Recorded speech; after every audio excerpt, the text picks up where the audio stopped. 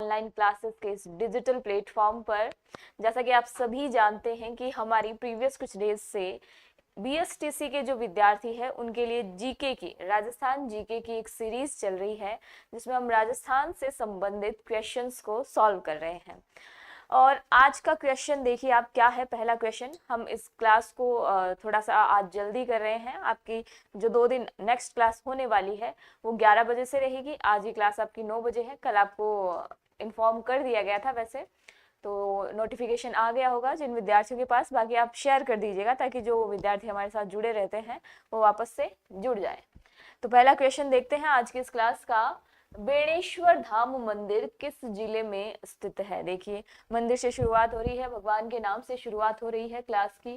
क्या पूछा जा रहा है? बेणेश्वर धाम मंदिर किस जिले में स्थित है? प्रतापगढ़, सिरोही, बाड़मेर, डूंगरपुर। नमस्कार, सभी का बहुत बहुत स्वागत। तो आपको याद रखना है कि बेणेश्वर धाम जो है ये आपके सोम, माही, जाखम, त्रिवेणी संगम पर स्थित है और ये किस जिले में अवस्थित है? डूंगरपुर के अंदर अवस्थित है। तो आपका ऑप्शन नंबर डी जो है वो इस क्वेश्चन के लिए राइट आंसर हो जाएगा। अगला क्वेश्चन देखो क्या पूछ रहा है। अपने पुत्र सलीम, सलीम की जगह आपको जहांगीर भी मिल सकता है, एक ही बात है। जहांगीर के जन्म पर पैदल चलकर किस पीर के यहाँ मुगल बादशाह आया था? तो आप सभी को पता है कि मुगल बादशाह जो है अकबर, मुगल बादशाह अकबर सलीम के जन्म पर अपने यहाँ राजस्थान आए थे शेख मोइनुद्दीन चिश्ती की दरगाह पर। और ये दरगाह कहाँ पर स्थित है? तो ये दरगाह स्थित है अजमेर में। तो ऑप्शन नंबर ए जो है वो हमारे इस क्वेश्चन का राइट आंसर हो जाएगा। Good morning, good morning. चलिए, तो ये क्वेश्चन याद रखिएगा आप। अगला क्वेश्चन देखो क्या है। किस क्षेत्र में श्रेष्ठता के लिए महाराणा प्रताप पुरस्कार दिया जाता है? तो ऐसा कौन सा क्षेत्र है जिसमें श्रेष्ठता के लिए कौन सा पुरस्कार, महाराणा प्रताप पुरस्कार दिया जाता है? सिनेमा, वन संरक्षण, साहित्य या फिर खेल? तो आपको याद रखना है कि अगर आप स्पोर्ट्स के अंदर अच्छा करते हो तो आपको कौन सा पुरस्कार मिलता है? महाराणा प्रताप पुरस्कार मिलता है। तो ये याद रखना है, खेल के क्षेत्र में या स्पोर्ट्स के क्षेत्र में। अगला क्वेश्चन देखिए स्क्रीन पर। इंदिरा गांधी नहर द्वारा किन नदियों के जल का उपयोग किया जा रहा है? तो जो हम आईजीएनपी देखते हैं, ये आईजीएनपी में कौन कौन सी नदियों का जल जो है वो यूज किया जाता है? तो आईजीएनपी के तहत सतलज और व्यास नदी, सतलज व व्यास नदी जो है इसके जल का प्रयोग किया जाता है। और एक बैराज बनाया जाता है, कौन सा? हरिके बैराज। फिर यहाँ से पानी जो है वो सप्लाई होता है अपने उत्तरी राजस्थान के अंदर। ठीक है, तो आपको याद रखना है ऑप्शन नंबर सी जो है वो राइट आंसर हो जाएगा। अगला क्वेश्चन देखिए स्क्रीन पर। वह कौन सी चित्रकला शैली है? वह कौन सी चित्रकला शैली है जिसमें पिछवाई भित्ति चित्र श्री कृष्ण की लीलाओं की बाल क्रीड़ाओं का चित्रण है? यानी कि ऐसी कौन सी पिछवाई जो आपके चित्र शैलियां हैं जिसके अंदर किसका चित्रण होता है सर्वाधिक? श्री कृष्ण का चित्रण होता है। और श्री कृष्ण के चित्रण में भी उनके बाल स्वरूप का सर्वाधिक चित्रण होता है, यानी कि उनके बचपन के मोमेंट्स जो है वो इस पर ज्यादातर क्रिएट किए जाते हैं। तो ये पूछा जा रहा है कि ये कहाँ की है, किस शैली के अंतर्गत इसको रखा जाता है? तो आप देखते हो कि पिछवाई जो है वो कहाँ की फेमस है? नाथ द्वारा की। और नाथ द्वारा जो है वो अलग से ही, आपको पता है, एक शैली हम पढ़ते हैं जब हम आर्ट एंड कल्चर पढ़ते हैं और उसके अंदर हम पढ़ते हैं कि कौन कौन से पेंटिंग स्कूल है। तो 4 पेंटिंग स्कूल्स को हम जब क्लासिफाई करते हैं आगे तो उसमें आपको नाथद्वारा शैली देखने को मिलती है। और नाथद्वारा शैली में क्या सबसे ज्यादा फेमस है? पिछवाइयां फेमस है। ठीक है, तो ये आपका ऑप्शन नंबर सी जो है वो राइट हो जाएगा। राधिका, कल मैंने क्लास में इन्फॉर्म किया था, अगर आपने क्लास पूरी देखी हो तो मैंने क्लास में बता दिया था कि कल से हमारी क्लास जो है वो सुबह के समय रहेगी, आज 9 बजे है, और कल जो है ये क्लास आपकी मैराथन क्लास रहेगी 11 बजे से। तो आप सभी जो है एक बार देख लीजिएगा, स्ट्रीम लग जाएगी आज ही आपके सामने अगले 2 दिनों की, तो आप देख लेना अच्छे से। ये मैराथन क्लासेस रहेंगी आपके लिए, लास्ट मोमेंट पे जो है ये डोज मिलने वाले हैं आपको मैराथन के, और होपफुली आपके एग्जाम जो है इन सब क्लासेस के बाद बहुत अच्छे हों। चलिए आगे देखते हैं हम। चारबैंत ख्याल की जन्मभूमि रही है। तो चारबैंत ये क्या है? कव्वाली जो बैठकर करते हैं ना, घुटनों के बल बैठकर, कव्वाली फॉर्म के अंदर ये शैली जो है, ये ख्याल जो है वो प्रस्तुत किया जाता है। और ये कहाँ की फेमस है? तो ये आपको याद रखना है कि चारबैंत जो है ये कहाँ का फेमस है? टोंक का फेमस है। कहाँ का? टोंक का फेमस है। तो ये आप याद रखना, फैजुल्ला खान जो है वो इसके प्रवर्तक थे अपने यहाँ टोंक के अंदर। फिर करीम खान निहंग, इनका नाम भी आता है, तो ये आप याद रखिएगा, ठीक है। चारबैंत जो है ये प्रीवियस ईयर का क्वेश्चन है, काफी बार जो है वो पूछा जाता है, तो ये भी आप याद रखिएगा। मैराथन क्लासेस जो है करण कल रहेगी हमारी, और आज जो है वो अपनी नॉर्मल क्लास है जिसके अंदर हम यूजुअल जो क्लासेस लेते हैं उतने ही क्वेश्चन उतने ही टाइम में इसको कवर करने की कोशिश करेंगे, ठीक है। अगला क्वेश्चन देखो क्या पूछ रहा है। भारत में सीमेंट उत्पादन में अग्रणी राज्य है। अगर आपके पास भारत का नाम आए यानी कि इंडिया का जब पूछे तो आप याद रख लेना कि सबसे ज्यादा जो है वो अपने राजस्थान के अंदर सीमेंट उत्पादित होती है। अगर ये पूछ ले कि राजस्थान के अंदर सबसे ज्यादा सीमेंट उत्पादन कहाँ पर होता है, तो जब बात राजस्थान की आए तो राजस्थान में आपको बता देना है कि सबसे ज्यादा जो है वो चित्तौड़ में होता है। और क्वेश्चन इस तरीके से आ जाए कि संभावनाएं कहाँ पर है सबसे ज्यादा सीमेंट मिलने की, सीमेंट खनन की, उत्पादन की, तो फिर आपको बताना है कि सबसे ज्यादा संभावनाएं जो है वो है आपके जैसलमेर में, ठीक है। तो याद रखना कि क्वेश्चन किस तरीके से पूछा जा रहा है। तो आपसे ये पूछा जाए कि सीमेंट उत्पादन में प्रथम स्थान किसका है, तो प्रथम स्थान भी किसका हो जाएगा? राजस्थान का। ऑप्शन नंबर डी, बिल्कुल राजू, राहुल, विकास, राज, आप सबने सही बताया है, ऑप्शन नंबर डी। अगला क्वेश्चन देखो, जाफराबादी नस्ल संबंधित है। तो जाफराबादी नस्ल जो है इसको आप इस तरीके से भी आ सकता है ये क्वेश्चन कि सर्वाधिक ताकतवर मादा पशु कौन सा है?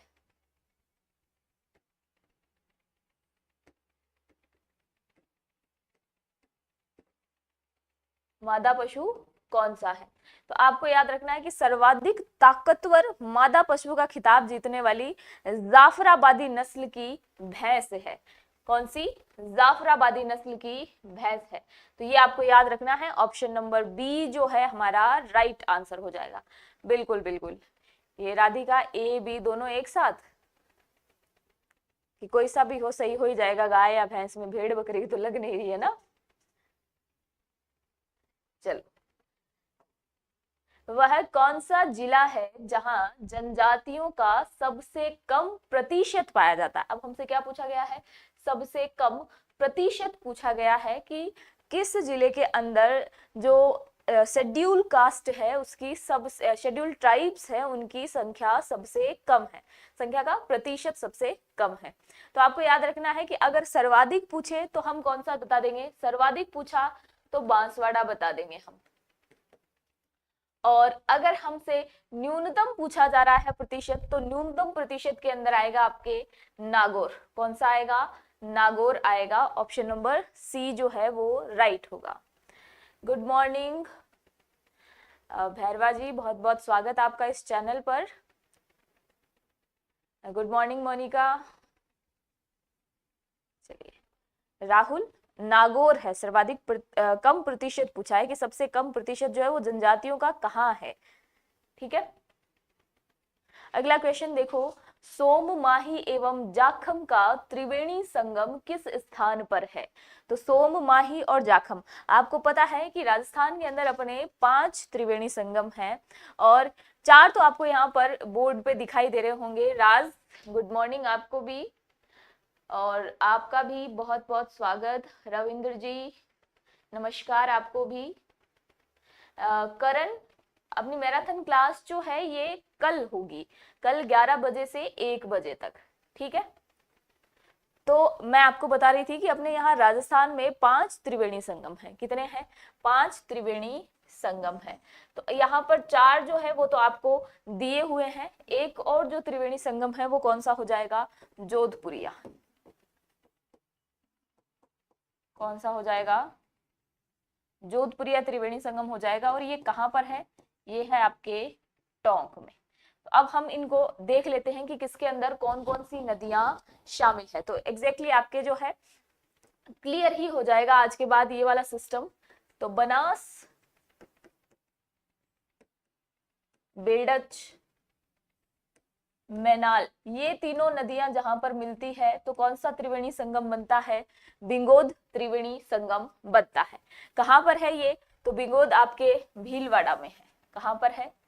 भीलवाड़ा, बिंगोद भीलवाड़ा।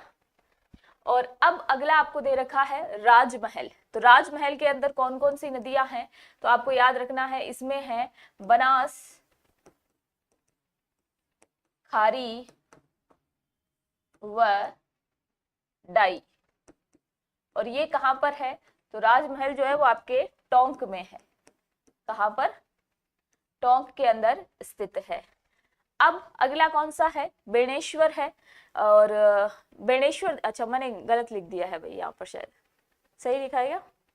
राजमहल, बनास, खारी, डाई, ठीक है। बेणेश्वर जो है वो आपको पता ही है, आपके क्वेश्चन के आंसर भी आ गए यहाँ पर। संस्कृत के स्टूडेंट हैं आप, संस्कृत के लिए हमारे यहाँ पर बुक्स मार्केट में अवेलेबल है। क्लासेस जो है वो संस्कृत के लिए ऐप पर पॉसिबल है, यहाँ पॉसिबल नहीं है। बेणेश्वर जो है वो आप जानते हो, सोम,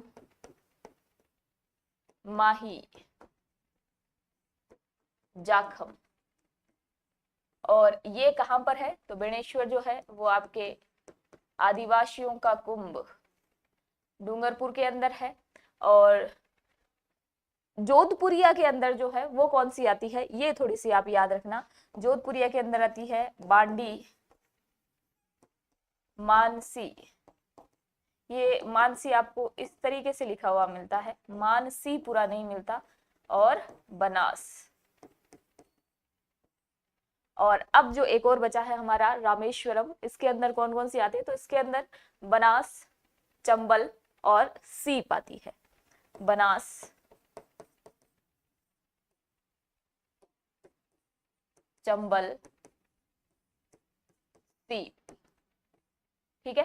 तो ये याद रखिएगा। और ये कहां पर है आपके? रामेश्वरम जो है ये कहां पर हो जाएगा? आपके सवाई माधोपुर में। सवाई माधोपुर। तो ये अपने 5 त्रिवेणी संगम है राजस्थान के अंदर।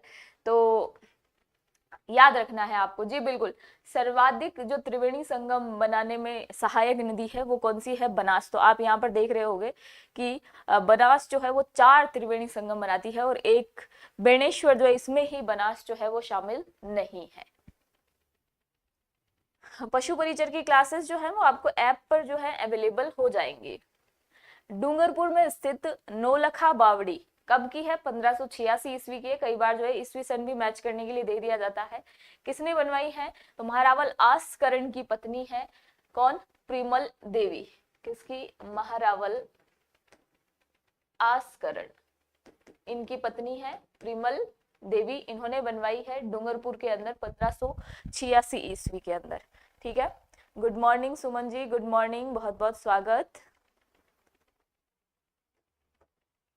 अगला क्वेश्चन देखिए, चंबल नदी पर गांधी सागर बांध स्थित है। चंबल नदी पर 4 बांध जो है वो स्थित है। कोटा के अंदर कौन कौन से बांध स्थित है? तो कोटा के अंदर यहाँ पर 2 बांध स्थित है।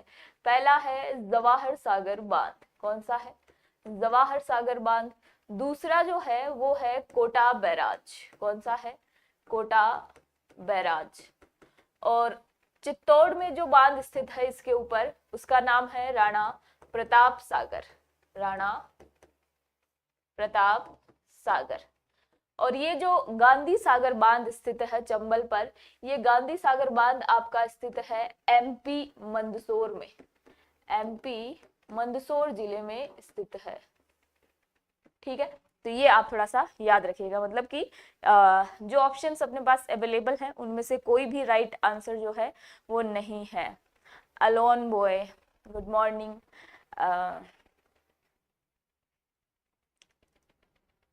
थोड़ा सा फास्ट, मुझे लगता है कि आप एक बार स्पीड रेज करके भी देख सकते हो अगर आपको थोड़ा सा ऊपर नीचे लग रहा है स्पीड को। बाकी मोस्टली सेटिस्फाइड है शायद स्टूडेंट्स जो और आ रहे हैं यहाँ पर, तो आप थोड़ा सा फास्ट करके भी देख सकते हो अगर आपको थोड़ा सा ऊपर नीचे लग रहा हो तो। चलिए, हमारा ऑप्शन जो है डी वो बिल्कुल सही हो जाएगा। अगला क्वेश्चन देखिए, निम्न में से गोरबंद आभूषण है, तो गोरबंद किसका आभूषण है? ये तो कोई पूछने वाला सवाल ही नहीं होता कि मैडम, हम सब जो है वो बचपन से देखते हुए आ रहे हैं, ऊंट का आभूषण है गोरबंद। ठीक है, अगला क्वेश्चन देखो, राजस्थान ILD कौशल विश्वविद्यालय अवस्थित है। ये एक्चुअली स्किल यूनिवर्सिटी है। क्या है? राजस्थान स्किल यूनिवर्सिटी, जो कि अपने यहाँ राजस्थान के अंदर जयपुर में है। और कितनी यूनिवर्सिटीज हैं यहाँ पर? यहाँ पर 2 यूनिवर्सिटीज हैं, जिनमें एक का नाम तो आपको दिया हुआ है यहाँ पर, और दूसरी जो है वो आपकी भारतीय स्किल यूनिवर्सिटी है, भारतीय स्किल यूनिवर्सिटी। और ये जो यूनिवर्सिटी है ये PPP, ट्रिपल P का मतलब क्या है कि यहाँ पर बिल्कुल, तो ये देखिए PPP मॉडल पे, यानी कि पब्लिक प्राइवेट पार्टनरशिप है ये, यानी कि एक तरीके से सहकारी क्षेत्र आप इसको कह सकते हो। तो ये आपकी सेकंड हो गई, वो आपकी फर्स्ट हो गई। तो मैंने 2 यहाँ पर आपको बताई है, स्किल यूनिवर्सिटीज है ये, जो कि कहाँ पर स्थित है? आपके जयपुर के अंदर दोनों स्थित हैं। और आपका इस क्वेश्चन का आंसर आपको ऑलरेडी मिल गया है कि ये स्किल यूनिवर्सिटी जो है ये कहाँ पर स्थित है? जयपुर में। अगला क्वेश्चन देखो, राजस्थान में ब्लू पोट्री का प्रसिद्ध केंद्र है। तो आपको पता है कि ब्लू पोट्री से संबंधित जब क्वेश्चन आते हैं तो उसके अंदर ये पूछ लिया जाता है कि ये मूल कहाँ की है, तो कहाँ से लाई गई है। तो आपको याद रखना है कि ये फारस, ईरान, पर्सिया, आपको अलग अलग नाम मिल जाएंगे। फारस मिल जाएगा, पर्सिया मिल जाएगा, या फिर आपको ईरान मिल जाएगा। एक ही बात है, तीनों एक ही जगह के नाम है। यहाँ से कहाँ पर लाई गई? यहाँ पर लाई गई, यहाँ से लाहौर लाया गया। और लाहौर टू जयपुर का जो रूट है, इसको जयपुर लाने के पीछे जो श्रेय है वो किसको जाता है? ये जाता है मानसिंह प्रथम को। किसको जाता है? मानसिंह प्रथम को जाता है। तो ब्लू पोट्री के लिए सबसे फेमस कलाकार जो हैं, जिनको पद्मश्री से नवाजा गया है, वो कौन है? कृपाल सिंह शेखावत। कृपाल सिंह शेखावत, ये आपके ब्लू पोट्री से संबंधित हैं। तो ये भी याद रखना, पद्मश्री से इनको नवाजा गया है। और ब्लू पोट्री आपकी कहाँ की है? जयपुर की है। आज क्लास जो है शांतिलाल जी अपनी 9 बजे स्टार्ट हुई है अभी, और कल जो है क्लास अपनी 11 से 1 होगी 2 दिन के लिए। फिर उसके बाद आपका पेपर है, फिर उसके बाद हम डिस्कस करेंगे, एक सेशन लेंगे और आप सभी बताएंगे कि पेपर कैसा हुआ है आपका। चलिए, तो ये आपको समझ आ गया। अगर आपके पास जो है ब्लैक पोट्री आ जाए कि ब्लैक पोट्री जो है ये कहाँ की है, तो ब्लैक पोट्री का आप याद रखना, ब्लैक पोट्री का संबंध है कोटा से। ठीक है, और आपके पास आ जाए कागजी पोट्री, तो कागजी पोट्री यानी कि बहुत पतली लेयर जो है, यानी कि आप हाथ लगाओ और यूं टूट जाए, ऐसा कुछ हो, तो कागजी पोट्री जो है वो कहाँ की है? ये है आपकी अलवर की। कोई दिक्कत नहीं, आप लेट नहीं हुए हो। थोड़ा सा शांतिलाल जी अपने क्लास खत्म होना तो थोड़ा सा पीछे जाके और वापस देख लेना आप। मेरा नाम जो है वर्षा है। आप सभी जो है क्लास स्टार्ट करते हो तो उस टाइम देख लिया करो कि थोड़ा सा क्या डिस्क्रिप्शन लिखा हुआ है, तो वहां पे आपको नाम वाम भी दिख ही जाएगा। चलिए, तो अगला क्वेश्चन देखो क्या पूछ रहा है, नौटंकी के बारे में पूछा जा रहा है कि नौटंकी राजस्थान के किस भाग में अधिक लोकप्रिय है। तो राजस्थान का अपने जो ये पूर्वी भाग है, इस पूर्वी भाग में नौटंकी की जाती है। आप यूं इसी तरीके से याद रखा करो कि पूर्व भाग जो है, पूर्वी भाग जो है, वहां के लोग जो है वो क्या करते हैं, नौटंकी करते हैं, जयपुर वाले तमाशा करते हैं। तो इस तरीके से आप किसी तरीके से खुद का रिलेट करके जो है वो देख लिया करो। करण, आज जो क्लास है वो इसलिए जल्दी कर दी गई है क्योंकि आगे जो क्लासेस होने वाली हैं उसके लिए भी आपको थोड़ा सा समय चाहिए होगा। आज आपकी रीजनिंग की क्लास जो है वो भी लगने वाली है, तो उन सब क्लासेस को देखते हुए अपना टाइम जो है वो शेड्यूल जो है वो थोड़ा सा चेंज करना पड़ा है हमें। और आगे जो है अब कल से आपकी 11 से रहेगी क्लास, तो ये भी आप याद रखिएगा, ठीक है। तो अपने पूर्वी भाग में कौन कौन सा क्षेत्र आ जाएगा, तो आप देख लेना। अगर आपको एग्जाम में सीधा अगर भरतपुर मिले या फिर आपको डीग मिले या फिर आपको मिले खैरथल, तिजारा, क्योंकि अब जिले बढ़ा दिए गए हैं आपके और इनसे भी क्वेश्चन आने की संभावनाएं जो है वो हैं, क्योंकि आलोक जी ने बोला है कि नए क्वेश्चन जो है नए जिलों से आने चाहिए, पूछने चाहिए, तो पूछ ले इन केस।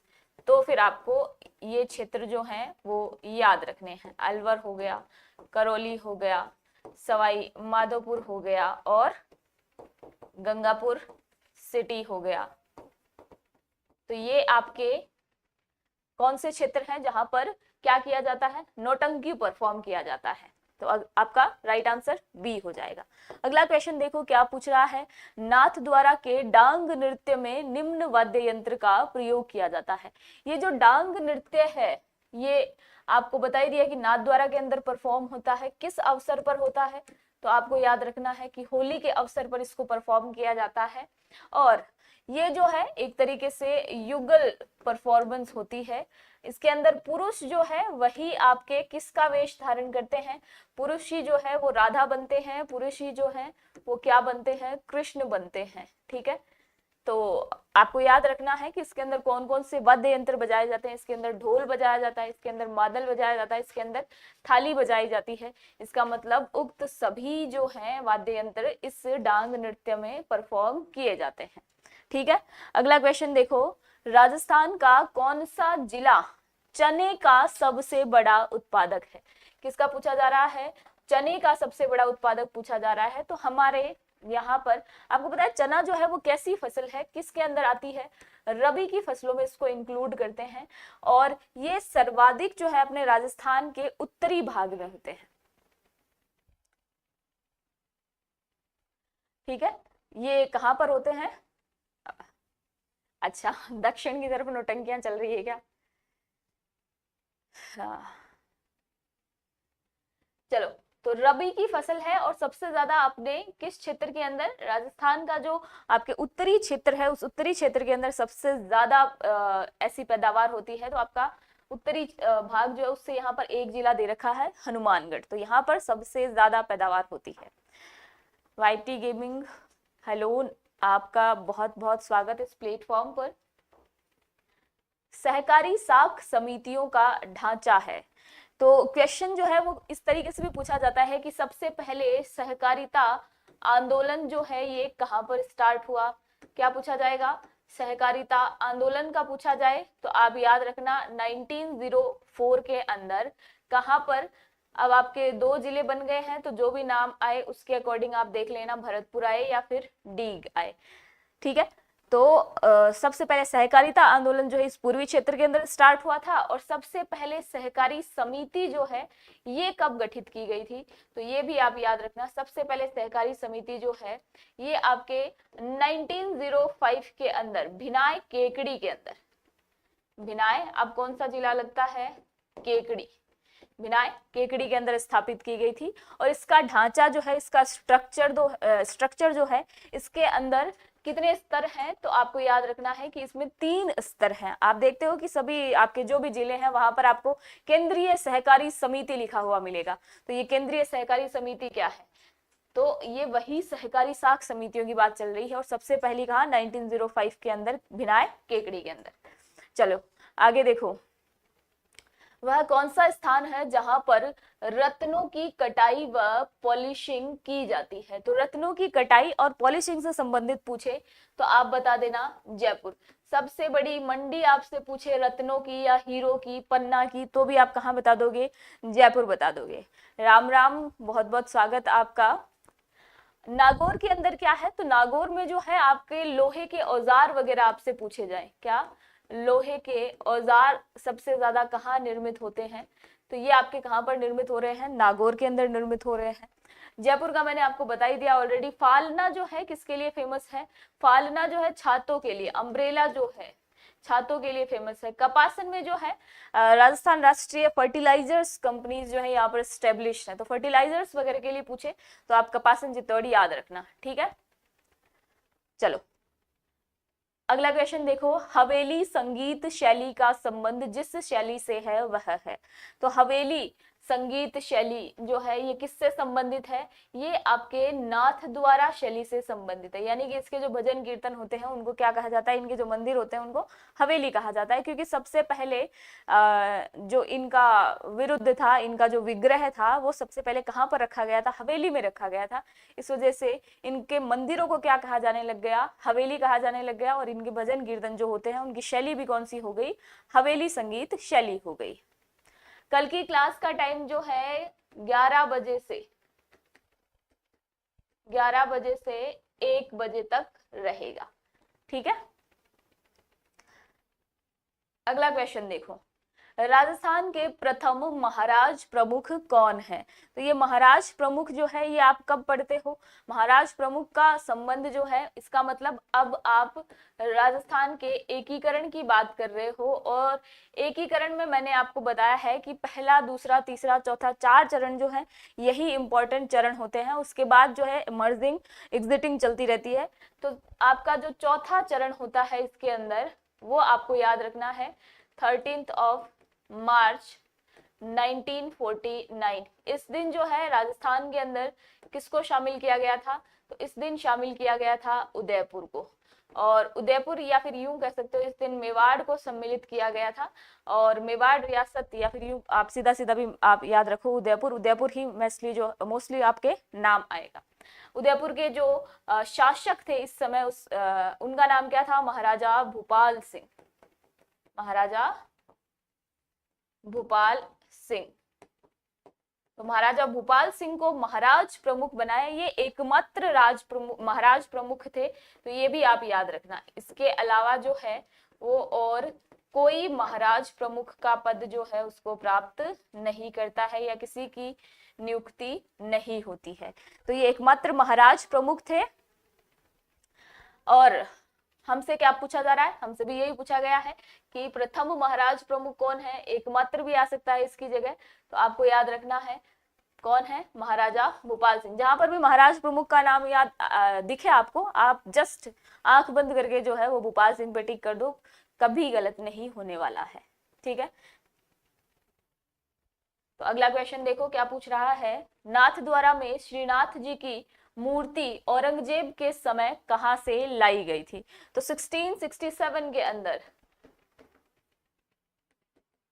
औरंगजेब जो है वो एक ऐसा आदेश पारित करवा देता है कि सारे हिंदू मंदिरों को तुड़वा दिया जाए। और उसके इस आदेश की पालना में उस पूरे क्षेत्रफल के अंदर, इस पूरे भूभाग के अंदर जो उसके द्वारा अधिशासित था, उसमें हिंदू मंदिरों को तुड़वाया जा रहा था। ऐसे में वृंदावन में जो है भगवान कृष्ण के विग्रह रखे हुए थे, इनको कहाँ पर लाया गया? इनको राजस्थान लाया गया। और राजस्थान में कहाँ लेके आए? तो इनको सिहाड़ लाया गया था।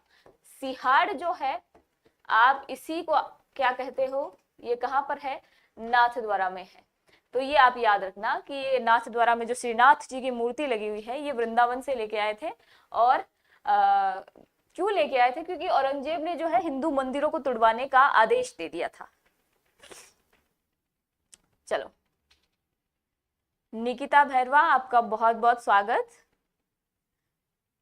इस प्लेटफॉर्म पर आप पहली बार आए हैं, आपको क्लासेस कैसी लग रही हैं? रिव्यू देके जाना आप। झालावाड़ जिले में कौन सी परियोजना का निर्माण नहीं किया गया है? नहीं पर थोड़ा सा आप एग्जाम में भी जाओ तो इस तरीके से सर्कल कर देना, ताकि आपके क्वेश्चन में जो है कभी एरर ना आए। तो भीम सागर, भीम सागर जो है झालावाड़ से संबंधित है, छापी जो है ये भी झालावाड़ से संबंधित है, और हरीशचंद्र जो है ये भी किससे संबंधित है, ये भी झालावाड़ से संबंधित है। लेकिन ये सावन भादो परियोजना जो है ये किससे संबंधित है, ये एक्चुअली में कोटा जिले से संबंधित है। ये जब आप सिंचाई परियोजनाएं पढ़ोगे ना तब आपके सामने आती हैं ये सारी चीजें, तो वहां से आपको पता चल जाता है कि किस क्षेत्र के अंदर कौन सी परियोजनाएं संचालित हो रही हैं। मेघराज जी आपका बहुत बहुत स्वागत इस प्लेटफॉर्म पर, बहुत बहुत धन्यवाद निकिता जी आपका। अगला क्वेश्चन देखो, खड़ीन वर्षा जल संग्रहण की परंपरागत विधि पाई जाती है। अब एग्जैक्टली जो है क्वेश्चन इस तरीके से भी आ जाता है कि खड़ीन जो है वो क्या है, तो खड़ीन जो है वर्षा जल संग्रहण की एक पद्धति है, और ये किस क्षेत्र में स्टार्ट की गई है, ये किस क्षेत्र से संबंधित है, तो ये जैसलमेर से संबंधित है, और यहाँ के पालीवाल ब्राह्मणों ने इसको शुरू किया था। तो कई बार ये भी पूछ लिया जाता है, ठीक है, पालीवाल ब्राह्मणों द्वारा स्टार्ट किया गया था। और ये क्या होता है कि जो भी कृषि भूमि होती है उसके विपरीत जो ढाल होता है वहां पर आपके मिट्टी का बांध बना के पानी को इकट्ठा किया जाता है। तो ये खड़ीन जो है वो याद रखना। आप सभी का बहुत बहुत स्वागत है, मेरे लिए आप बिल्कुल सभी समान हैं। सिंधु सतलज समूह एवं गंगा नदी समूह के बीच में जल विभाजक का काम करती है। एग्जैक्टली क्वेश्चन जो है वो कई बार इस तरीके से भी पूछ लिया जाता है कि निम्न में से कौन सी संरचना राजस्थान में जल विभाजक का कार्य करती है। तो उस टाइम आपको याद रखना है कि राजस्थान के मध्य में, आप जब राजस्थान का मैप देखते हो तो इस मैप में इस तरीके से आपको अरावली की संरचना दिखती है। क्या? अरावली की संरचना दिखती है। अरावली के सभी इधर की जो भी नदियां हैं वो कहाँ पर जा रही हैं, वो जा रही हैं आपके अरब सागर की ओर। यहाँ इधर जो नदियां हैं वो कहाँ पर बह रही है, बंगाल की खाड़ी में बह रही है। तो ये एक जल विभाजक का काम कर रही है यहाँ पर, तो आपको ये याद रखना है। तो अरावली पर्वत श्रेणी जो है वो हमारा राइट आंसर हो जाएगा। फिर अगला क्वेश्चन देखो क्या पूछ रहा है, राजस्थान के एकीकरण से पूर्व वह कौन सा एक केंद्र शासित प्रदेश था जिसका शासन अंग्रेजों के सीधे नियंत्रण में था। तो यूनियन टेरिटरीज जिसे कहते हो आप, वर्तमान में केंद्र शासित प्रदेश जिसे कह रहे हो, अपने यहाँ पर 4 केंद्र शासित प्रदेश थे। कौन कौन से थे? तो आपको याद रखना है, अपने यहाँ पर अजमेर था, मतलब राजस्थान में अजमेर था, पूरा ओवरऑल बता रही हूँ मैं भारतीय क्षेत्र के अंदर। फिर आपके दिल्ली और कुर्ग, बलूचिस्तान जो कि अपने क्षेत्र में नहीं आते अभी, लेकिन ये 2 क्षेत्र जो हैं ये तो हम जानते ही हैं, तो ये हमारे क्षेत्र में आते हैं। और उस समय आपको क्या याद रखना है कि राजस्थान के अंदर कौन सा केंद्र शासित प्रदेश आ रहा था, तो अजमेर हमारा राइट आंसर हो जाएगा इसके लिए। अगला क्वेश्चन देखो, राजस्थान तापमान की दृष्टि से किस जलवायु कटिबंध में आता है? तो राजस्थान जो है ये एक्चुअली जो है क्वेश्चन देखो आप किस तरीके से पूछा जा रहा है, हम दोनों ही कटिबंधों में आते हैं। किस तरीके से आते हैं? तो आपका राजस्थान का क्षेत्र जो है वो कुछ इस तरीके से है। नीचे आप देखते हो कि डूंगरपुर है, बांसवाड़ा है, और डूंगरपुर बांसवाड़ा के मध्य से यूं आपके एक क्या जा रही है, कर्क रेखा जा रही है 23.5 डिग्री उत्तरी अक्षांश। तो ये जो 23.5 डिग्री है, इस 23.5 डिग्री नॉर्थ का, आपको पता है राजस्थान के दक्षिणी भाग से गुजर रही है, तो इसके ऊपर का जो भाग है ये कौन सा कटिबंध है? ये शीतोष्ण कटिबंध है। और इसके नीचे वाला भाग जो है ये कौन सा है? ये उष्ण कटिबंध है। यानी कि हम कश्मीर जैसे इलाके डिजर्व कर रहे थे, यहाँ पर पूरे टाइम जो है वो सर्दियां होनी चाहिए थी, लेकिन हम देखते हैं कि यहाँ पर तो सबसे ज्यादा तापमान हमें दिखाई देता है। क्यों दिखाई देता है? क्योंकि आगे जब हम चलते हैं तो यहाँ पर हमें हिमालय की संरचनाएं मिलती है।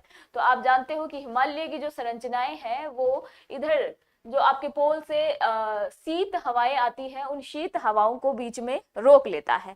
तो उस वजह से जो ठंडी हवाएं हैं वो इस प्रदेश तक पहुंच ही नहीं पाती। तो हम यूं कह सकते हैं कि हम जो है उष्ण एवं शीतोष्ण दोनों कटिबंधों में पाए जा रहे हैं। और यहाँ की जो जलवायु है उसके बारे में भी आपको जब पूछा जाए तो आप थोड़ा सा ध्यान रखना कि ऑप्शन क्या दे रखा है, ठीक है।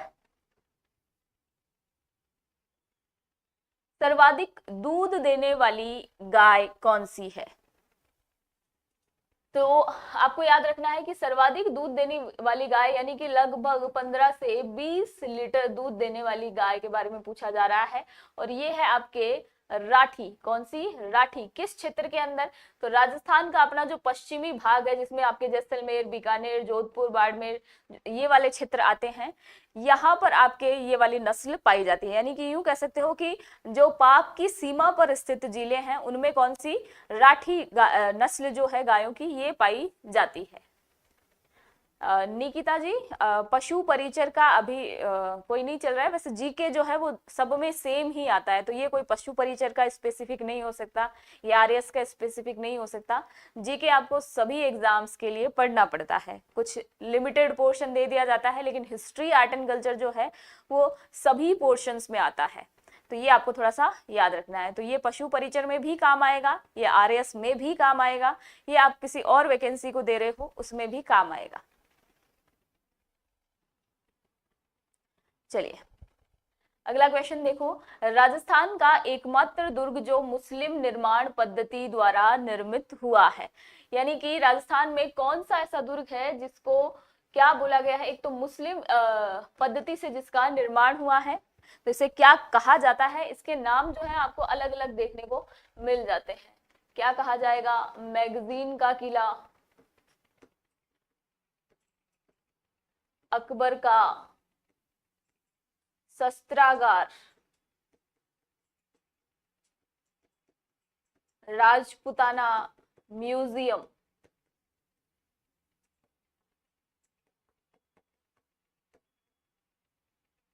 तो ये सब जो है किस किले के लिए यूज हो रहे हैं? तो ये सब यूज हो रहे हैं अकबर का किला, जो कि कहाँ पर स्थित है? अजमेर में। इसी दुर्ग के अंदर महाराणा प्रताप के खिलाफ जो है वो योजना बनाई गई थी। सुनी बिश्नोई, गुड मॉर्निंग, बहुत बहुत स्वागत आपका। जय माता दी अजय जी। चलिए, तो ये आपका कौन सा दुर्ग हो जाएगा? अकबर का किला हो जाएगा, यानी कि ऑप्शन नंबर ए जो है वो हमारा राइट आंसर हो जाएगा। अगला क्वेश्चन देखो, खसरा संबंधित है, तो खसरा जो है ये एग्जैक्टली क्या है? खसरा एक कानूनी दस्तावेज है। क्या है? एक कानूनी दस्तावेज है। इसके अंदर किसका रिकॉर्ड रखा जाता है? तो इसके अंदर रिकॉर्ड रखा जाता है किसी भी गांव की जमीन का, गांव की जमीन का, और उस जमीन पर बोई गई फसलों का, यानी कि इस जमीन पर कौन कौन सी फसलें बोई जा रही है और इस गांव के तहत कितनी जमीन है, तो ये सारी चीजें जो हैं वो इसके अंदर रिकॉर्ड की जाती है। तो ये जो है किससे संबंधित हो जाएगा? भूमि के क्षेत्र से संबंधित हो जाएगा। इंपॉर्टेंट क्वेश्चन है, देख लेना आप इसको, याद रख लेना। आप पहले तो थोड़ा नाम ऐसा रखो, अब अलोन बॉय 92 ये बोलने में देखो आप कितना वियर्ड लग रहा है। चलिए अगला क्वेश्चन देखो, राजस्थान की बहुरूपिया कला विश्व के अनेक राष्ट्रों में प्रदर्शित करने वाले कलाकार कौन थे? तो बहुरूपिया कला जो है इसको विश्व के सभी क्षेत्रों के अंदर किसने प्रदर्शित किया था? जानकी लाल भांड ने। ये तो बहुत इजी क्वेश्चन है, नाम के आगे क्या लगाते थे? जानकी लाल भांड। यहाँ पर क्यों नहीं लगाया गया है? यहाँ पर इसलिए क्योंकि अपने गांव के अंदर जो है जो भी ऐसे बहुरूपिया यानी कि बहुत तरीके के जो है वेश धारण करना, तो उनको क्या बोला जाता है? भांड ही बोला जाता है कि तुम अलग अलग टाइप के जो है वेश बदल रहे हो, तो भांड लगा देते तो यहाँ आपके लिए इजी हो जाता, इसलिए एग्जाम में कभी जो है वो ऐसा नहीं दिया जाता। चलो अगला क्वेश्चन देखो, शक्ति सिंह जी बहुत बहुत स्वागत आपका। वर्षा जी राम राम। रेखा जी आपका भी बहुत बहुत स्वागत। राजस्थान राज्य पथ परिवहन निगम, जो भी आज आप देखते हो ना कि रोडवेज बस है, तो ये रोडवेज बस जो है ये पथ परिवहन निगम, राजस्थान राज्य पथ परिवहन निगम, इसकी स्थापना जो है वो कब की गई थी? तो ये आप याद रखना, इंपॉर्टेंट क्वेश्चन है, बार बार पूछा जाता है, 1964 के अंदर की गई थी। ठीक है, इंपॉर्टेंट लगा लेना स्कोर। ऐसी चीजों का तो हमें पता भी होना चाहिए क्योंकि हम सामान्य व्यवहारिक जीवन में जो है इनका यूज करते रहते हैं। चलिए, ऐप जो है वो आपका सैटरडे तक जो है वो ठीक हो जाएगा निखिल। एक्चुअली हमारे हाथ में है नहीं, जिनका ऐप है, मतलब कि जो भी कंपनीज जिनके थ्रू हमने ये ऐप लिया हुआ है, ये उनका सर्वर, उनका प्रॉब्लम चल रहा है। तो अगर हमारे हाथ में होता तो हम आपको इतना कष्ट देते ही नहीं। दिलीप जी, बहुत बहुत स्वागत आपका। चलिए, 2.5 दिन का झोपड़ा स्थित है, तो 2.5 दिन का झोपड़ा कहाँ पर स्थित है? ये स्थित है आपके अजमेर में। नाम आपको याद रह रहा है 2.5 दिन का झोपड़ा, लेकिन किसी समय जो है ये संस्कृत पाठशाला हुआ करती थी, संस्कृत पाठशाला हुआ करती थी। और इसका निर्माण जो है वो किसने करवाया था? तो आपके विग्रहराज चतुर्थ, विग्रहराज चतुर्थ ने इसका निर्माण करवाया था। लेकिन 1194 ईस्वी के अंदर कुतुबुद्दीन ऐबक आता है, और कुतुबुद्दीन ऐबक जो है वो इसको तुड़वा देता है और किस में परिवर्तित कर देता है? 2.5 दिन के झोपड़े में परिवर्तित कर दिया जाता है।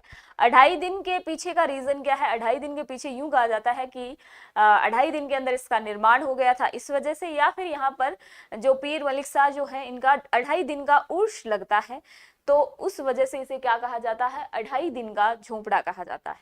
ऑप्शन नंबर सी जो है वो राइट हो जाएगा।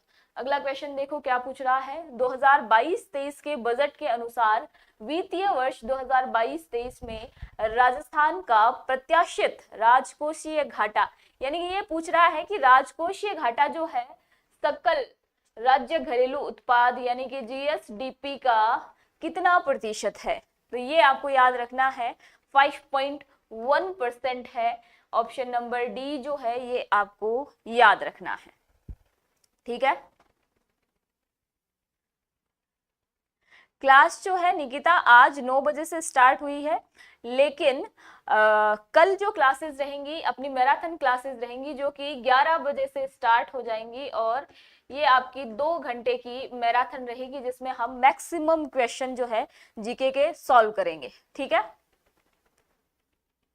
चलिए अगला क्वेश्चन देखो, राजस्थान इतिहास का जनक किसे कहा जाता है?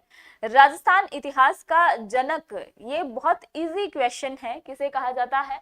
कर्नल जेम्स टोड को कहा जाता है। घोड़े वाले बाबा जी भी कहते हैं कि घोड़े पर बैठकर इन्होंने जो है वो पूरी यात्राएं की थी, और उसके आधार पर जो है इन्होंने यहाँ का इतिहास लिखा, जो सबसे ज्यादा ऑथेंटिक माना भी जाता है। हालांकि अतिशोक्ति है इनके इतिहास लेखन में, लेकिन फिर भी इनका जो इतिहास लेखन है उनको हम कई बार जो है यूज करते हैं कि इनके अनुसार जो है इस क्षेत्र का नाम ये था, या फिर इस क्षेत्र के अंदर ऐसे राजा हुए थे, तो हम उनको यूज करते हैं। कौन सी बुक है इनकी? Annals and antiquities of India 1829 के अंदर पब्लिश हुई थी।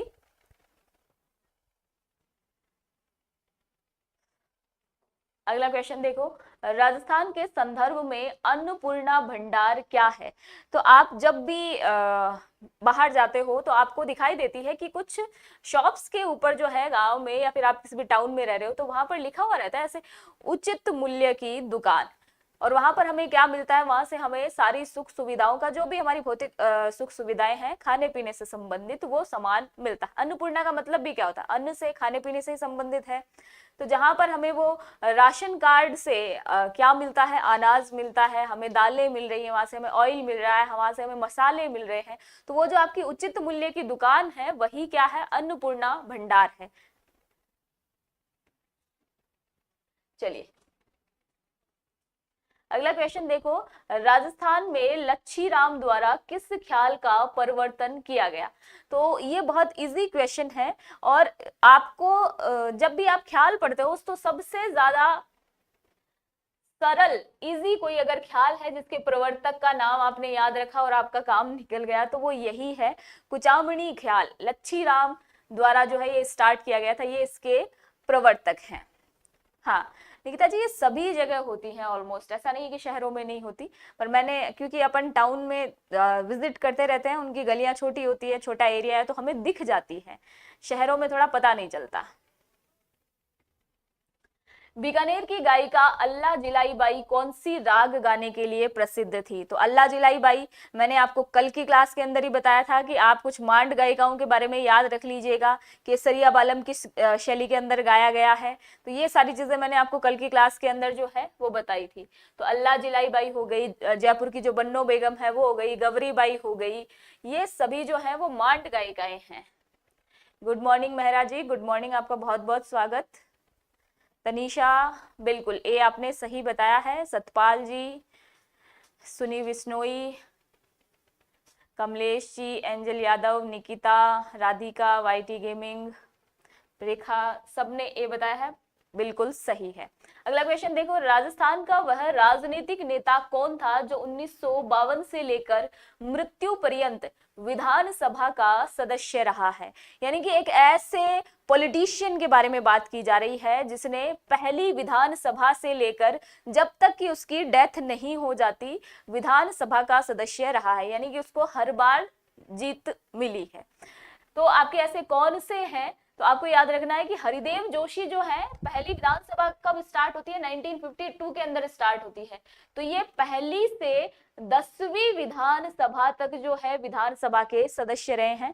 इनको हर बार जो है इस विधानसभा सीट के लिए विजय मिली है। एम Giraj, good morning, good morning, बिल्कुल बिल्कुल आप आइए।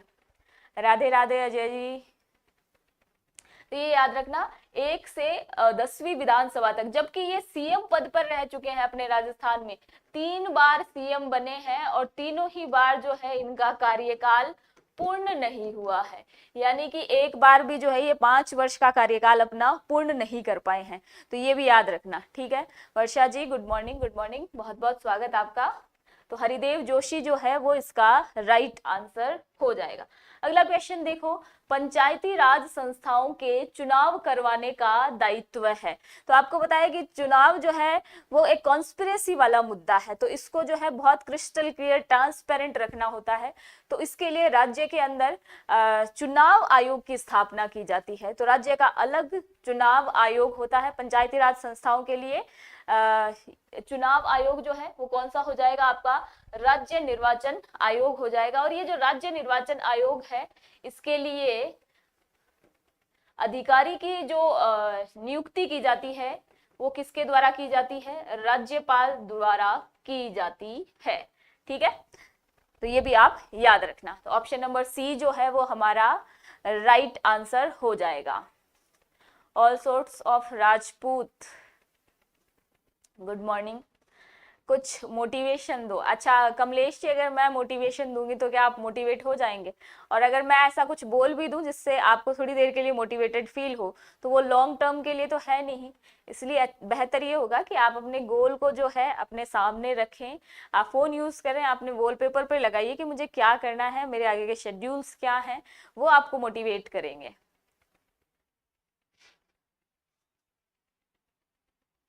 हाँ बिल्कुल बिल्कुल, आप पेपर के पीछे जो है वो रफ कार्य कर सकते हो, तो आपको वहां पर मिल जाएगा, बिल्कुल।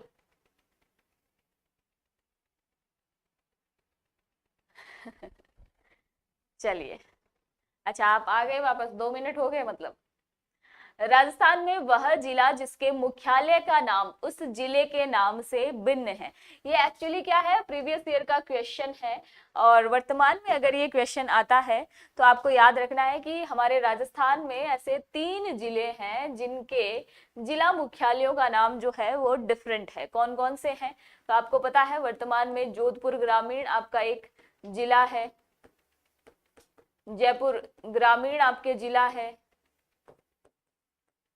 और राजसमंद जो है, ये आपके ऐसे जिले हैं 3 जिनके जिला मुख्यालय का नाम जो है वो इनके नाम पर नहीं है।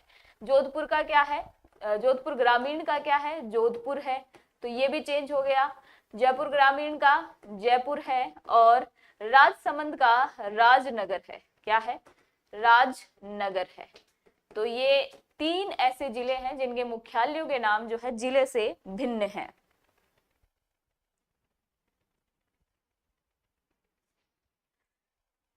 चलिए, तो आप ऑप्शन नंबर बी जो है उसको टिक करेंगे।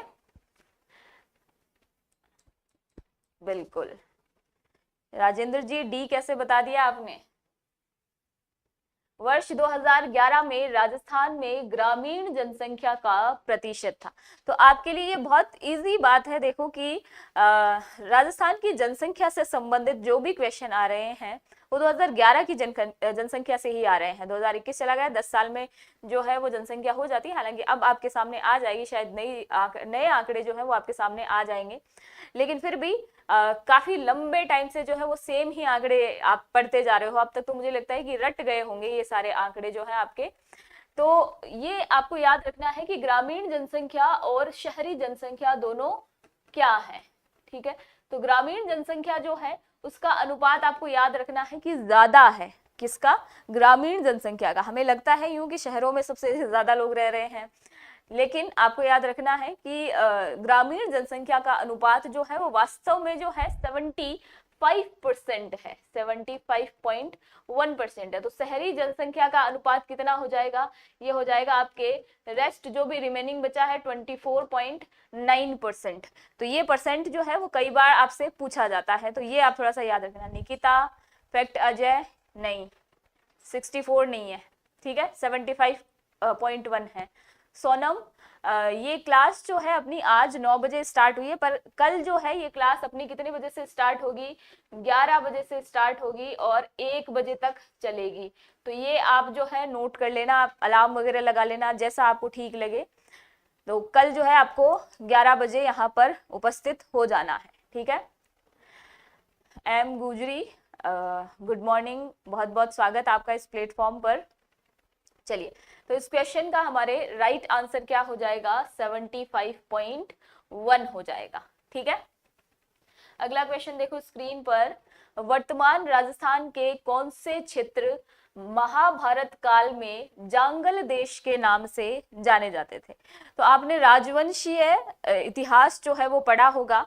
राजवंशीय इतिहास में आप जब बीकानेर का इतिहास पढ़ते हो तो बीकानेर के इतिहास में आपको बताया जाता है कि यहाँ के जो शासक हैं वो खुद को क्या कहते थे? जांगलधर बादशाह कहते थे। इनके फ्लैग पर, इनके झंडे पर भी क्या लिखा हुआ रहता था? जांगलधर बादशाह लिखा हुआ रहता था।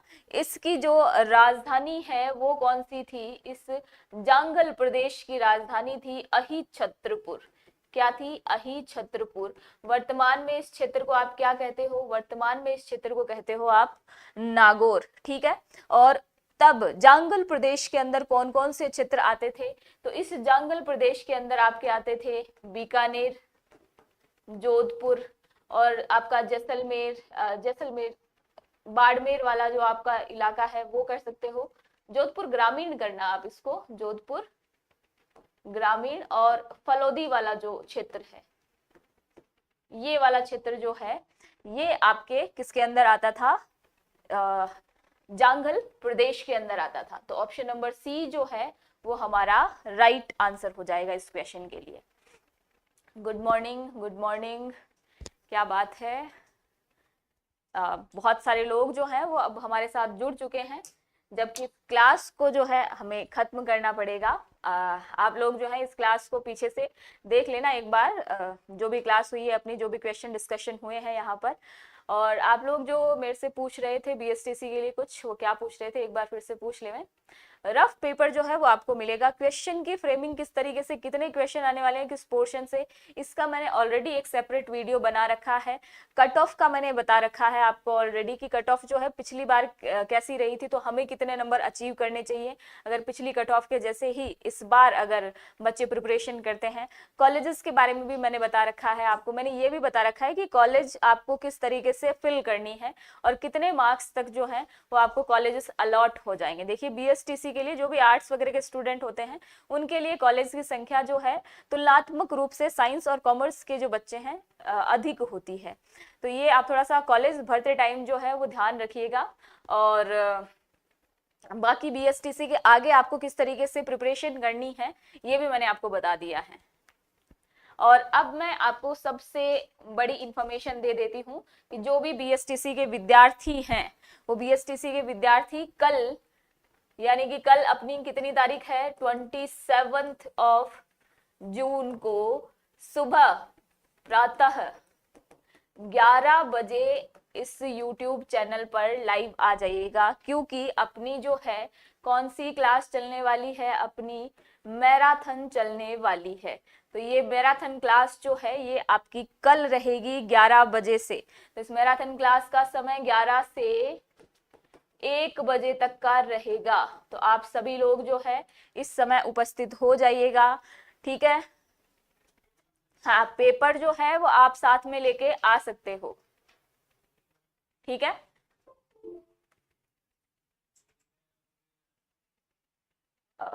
कॉलेजेस के बारे में जो है मैं आपको कल थोड़ा सा इन्फॉर्म कर दूंगी।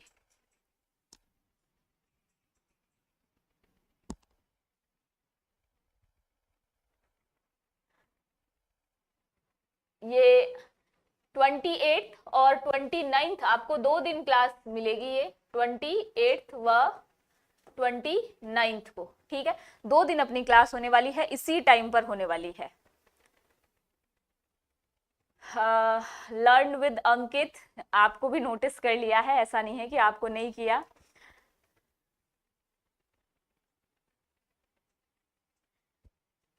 चलिए, तो बिल्कुल बिल्कुल वो थोड़ा सा मैंने करेक्ट कर दिया है यहाँ पर। 28 और 29 को हमारी जो क्लास है वो कितने बजे से होने वाली है, वो हमारी क्लास होने वाली है सुबह 11 बजे से 1 बजे तक, ठीक है। हाँ, पेपर कैसे अटेम्प्ट करना है करण, मैं आपको बता देती हूँ कि आपके क्वेश्चन जो है ऑब्जेक्टिव आने वाले हैं। सबसे पहले आप वो वाला पोर्शन करें जिसमें आप ज्यादा कंफर्टेबल हैं, और रीजनिंग वाला पोर्शन जो है आप चाहें तो उसको मैक्स जो टाइम दे सकते हैं वो 40 to 45 मिनट्स दे सकते हैं। अगर उसके बाद भी आपसे ये सॉल्व नहीं हो रहा है तो आप फिर उस पोर्शन को छोड़ देना, उसको लास्ट में देखना, या फिर आप पहले जो है बाकी अदर पोर्शंस जो हैं, जो भी आपके राजस्थान जीके का हो गया, शिक्षण विधियों का हो गया, टीचिंग एप्टीट्यूड वाला जो पोर्शन है आप उसको सॉल्व कर सकते हो। तो पहले आप वो वाले पोर्शन कर लेना जिसमें आपको थोड़ा सा सहज फील हो रहा है कि हाँ इसके क्वेश्चन जो है मुझसे अटेम्प्ट हो सकते हैं। किसी का रीजनिंग जो है वो अच्छा है तो वो आप कर सकते हो।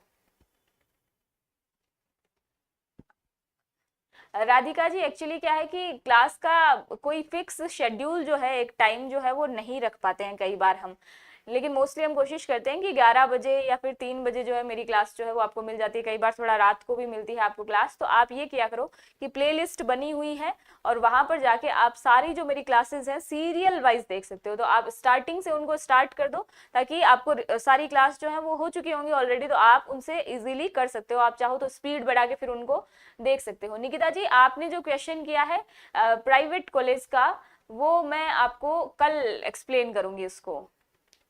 और ये जो देखिए, आप बीएसटीसी का एग्जाम देने जा रहे हो, आप कुछ भी पहन के चले जाओ। इवन पिछली बार जो बच्चे एग्जाम देने के लिए गए थे उनको किसी तरीके की कोई ज्वेलरी वगैरह नहीं निकलवाई थी। आपको सिर्फ आधार कार्ड अपना लेके जाना है, ओरिजिनल आधार कार्ड लेके जाना है, कोई कॉपी वगैरह नहीं चलेगी। आपको एक बॉल पेन लेके जाना है, जेल पेन नहीं लेके जाना है। बॉल पेन जो है आप ग्रीन सॉरी वो ब्लू रख सकते हो या ब्लैक रख सकते हो, ये दोनों आप रखना। और जो भी आप पेन लेके जाओ उस पेन को जो है आप आज से ही काम में लेना स्टार्ट कर देना ताकि आप उस पेन के यूज टू हो जाओ, ठीक है। रुखसार, देखिए जिस तरीके का पेपर आता है ना, आपको यूं लगेगा कि ठीक है आप इनफ कट ऑफ के जो है आसपास हैं, तो आपको हो सकता है कि आपका मनपसंद कॉलेज जो है वो ना मिले। लेकिन अगर आपने 12th तक अच्छे से पढ़ाई की है तो आपका पेपर जो है वो बहुत इजीली अटेम्प्ट हो जाएगा। क्वेश्चन जो है वो बेसिक टू मॉडरेट आते हैं, ऐसा बेसिक टू मीडियम आते हैं, तो बहुत ज्यादा हार्ड क्वेश्चन नहीं आएगा। आप अपने माइंड को थोड़ा सा रिलैक्स रखना, और आप अपने कॉलेजेस जो हैं जहां पर भी आपका सेंटर है, आप 1 घंटे 1.5 घंटे पहले ही वहां पे पहुंच जाना, थोड़ा माहौल देखना, एटमॉस्फेयर देखना, और उसके बाद आप थोड़ा सा पानी वानी पी के फिर बैठना, फिर आराम से देखना। और वॉच वगैरह जो है वो आप डिजिटल के अलावा जो भी वॉच है वो बांध के जा सकते हो, तो वो आप देख लेना अपने हिसाब से, उसको थोड़ा सा मैच कर लेना। बाकी मैं आपको और इन्फॉर्मेशन जो है वो कल की क्लास के अंदर जो है वो आपको दे दूंगी, या फिर अलग से इसका वीडियो एक हम बना देंगे कि आपको क्या लेके जाना है, क्या पहन के जाना है, ठीक है। चलिए, ओके, तो सभी का बहुत बहुत धन्यवाद।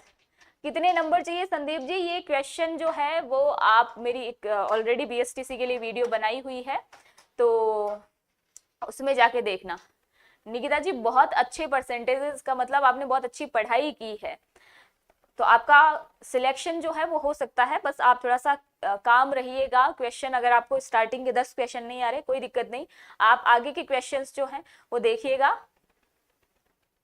देखिए आपको अगर 400 के समथिंग, 450 के समथिंग अगर मार्क्स मिल जाते हैं तो कॉलेज जो है बहुत इजीली अलॉट हो जाएंगे। बीएसटीसी के कॉलेज जो हैं कंपैरेटिवली पीटीईटी से ज्यादा हैं, तो इसमें जो है कॉलेजेस का इतना ज्यादा इशू नहीं होगा। ठीक है, थैंक यू थैंक यू। हाँ कोई दिक्कत नहीं, तो रुखसार आप जो है अपनी ग्रेजुएशन कंटिन्यू कीजिए, और बीएसटीसी जो है वो आपका एक अलग सेगमेंट है, वो चलता रहेगा। अगर आपको अच्छे मार्क्स मिल जाते हैं, कॉलेज अलॉट हो जाता है, तो बीएसटीसी डेफिनेटली आपको करना है। ठीक है, तो निकिता जी फिर डरने की जरूरत ही नहीं है आपको। चलिए संदीप जी बहुत अच्छी बात है, अंकित बहुत बहुत धन्यवाद, महबूब खान जी गुड मॉर्निंग। चलिए, तो अब मुझे आप आज्ञा दीजिए, हम कल की क्लास में मिलेंगे 11 बजे। मैंने आपके लिए यहाँ पर नोट कर दिया है, एक बार फिर से आप लोग देख लेना कि कल की क्लास कितने बजे होने वाली है। चलिए कल की क्लास में मिलते हैं, तब तक रिलैक्स रह के आराम से पढ़ना, और मैं कल आपको कुछ और टिप्स बता दूंगी किस तरीके से आपको एग्जाम अटेम्प्ट करना है, क्या क्या रहेगा आपका। चलिए मैं आपको कल बताती हूँ बाकी सब। तब तक के लिए स्वस्थ रहिए, मस्त रहिए, पढ़ते रहिए।